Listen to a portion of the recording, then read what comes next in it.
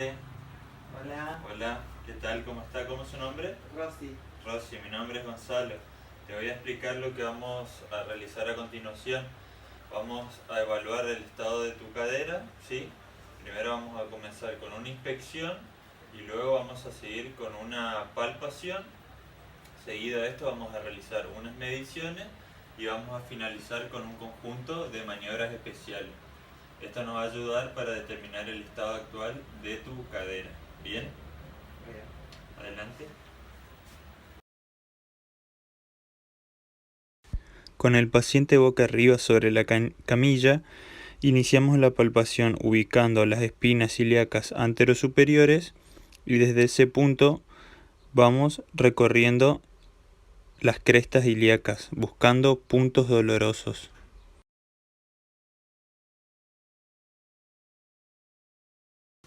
Luego, desde la parte media de las crestas ilíacas nos dirigimos en sentido inferior hasta localizar los trocánteres mayores, realizando una presión buscando dolor provocado.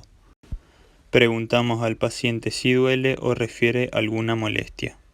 Y luego seguimos palpando el pubis y las ramas ilio e isquiopubianas con los dedos fijos sobre ambos trocánteres mayores. Descendemos los pulgares siguiendo el trayecto del reborde inguinal en el sentido medial y oblicuo hacia abajo, palpando los tubérculos del pubis. Con el paciente en decúbito perono, comenzamos la palpación de las apófisis espinosas de las vértebras lumbares, posicionando las manos sobre el punto más elevado de las crestas ilíacas y proyectando los pulgares hacia atrás en la línea media se encontrará el espacio interespinoso del E4 y el E5. A partir de este punto de referencia, hacia arriba y hacia abajo respectivamente se encontrarán las otras vértebras lumbares. Luego buscamos la proyección visible de las espinas ilíacas posterosuperiores por encima de la región glútea manifestada por los hoyuelos. En sentido medio e inferior podemos palpar el hueso sacro y luego buscamos las proyecciones de las articulaciones sacroilíacas.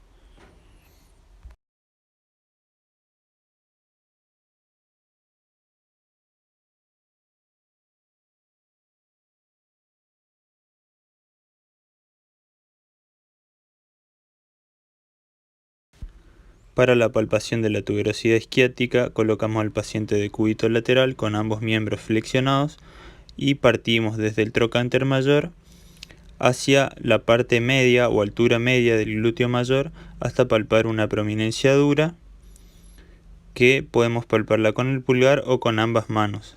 Debemos preguntar al paciente si provocamos dolor.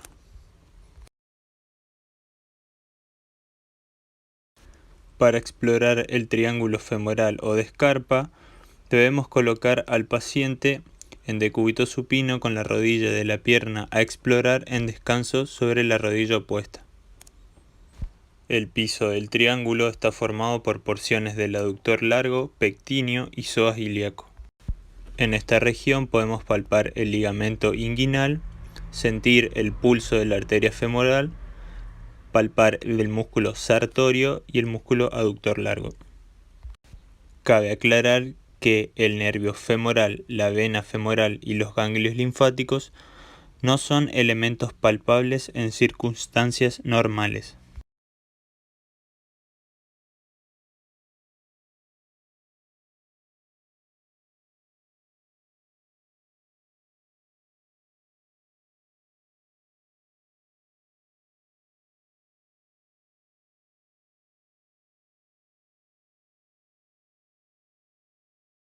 El nervio ciático se palpa en la misma posición que para el isquion. Está localizado en una proyección a mitad de distancia entre el trocánter mayor y la tuberosidad isquiática.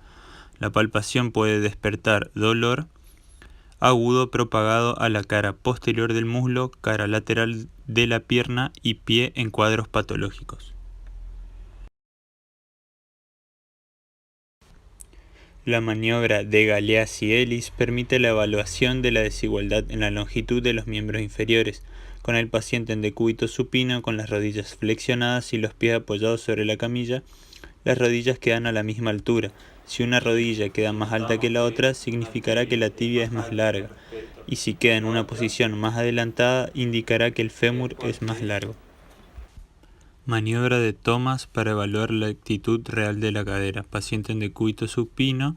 El examinador con una mano flexiona pasivamente el muslo y rodilla del miembro inferior, contralateral al lado que se evalúa. Sobre el abdomen del paciente, la otra mano la coloca entre la zona lumbar y la camilla, lo cual le permitirá comprobar la corrección de la hiperlordosis lumbar y la báscula pelviana, lo que pondrá en evidencia la actitud real de la articulación coxofemoral que se evalúa, expresada en los grados del ángulo que se forma entre el eje del fémur y el plano de la camilla del lado evaluado. Se podrá observar además los grados de aducción, abducción y rotación de la cadera examinada.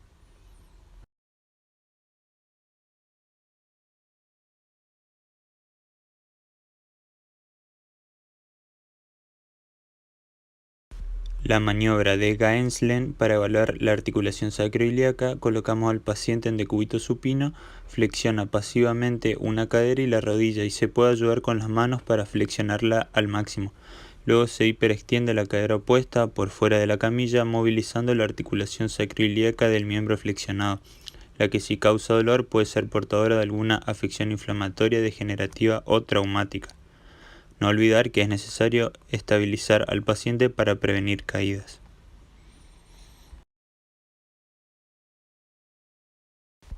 La maniobra de Patrick Favere o posición del 4 combina los movimientos de flexión, abducción y rotación externa. Colocamos al paciente en decúbito supino y una pierna se coloca en extensión y la otra flexionada por la rodilla con el malleolo externo de la pierna flexionada sobre la rótula de la otra.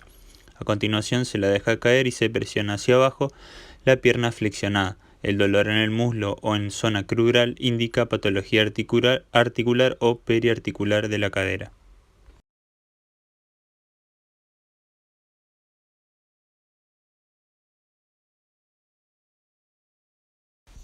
La maniobra de Weaver-Barstow se realiza con la finalidad de buscar una dismetría de los miembros. El paciente en decúbito supino y con rodillas y caderas flexionadas.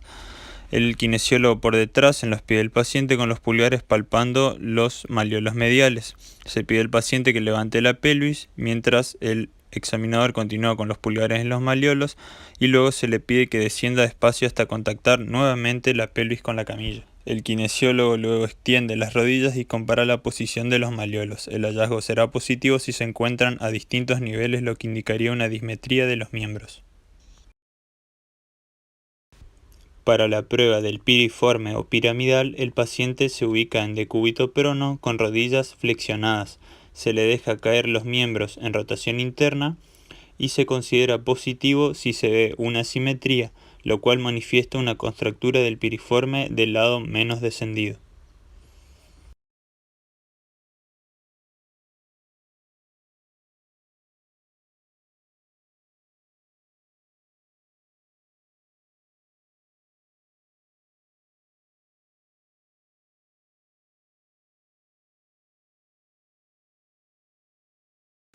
Para realizar la maniobra de la SEC se ubica al paciente en decúbito supino y se le solicita que se relaje.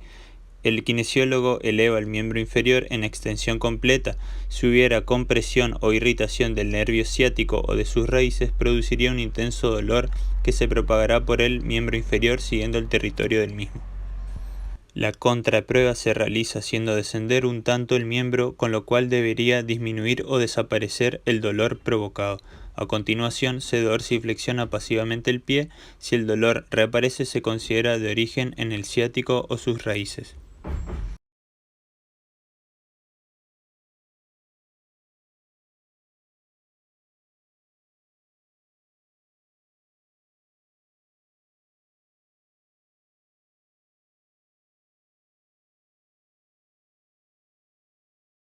La maniobra de Wassermann se realiza con el paciente en decúbito ventral y se efectúa la extensión pasiva de la cadera, con lo que se pone en tensión el nervio femoral y sus raíces.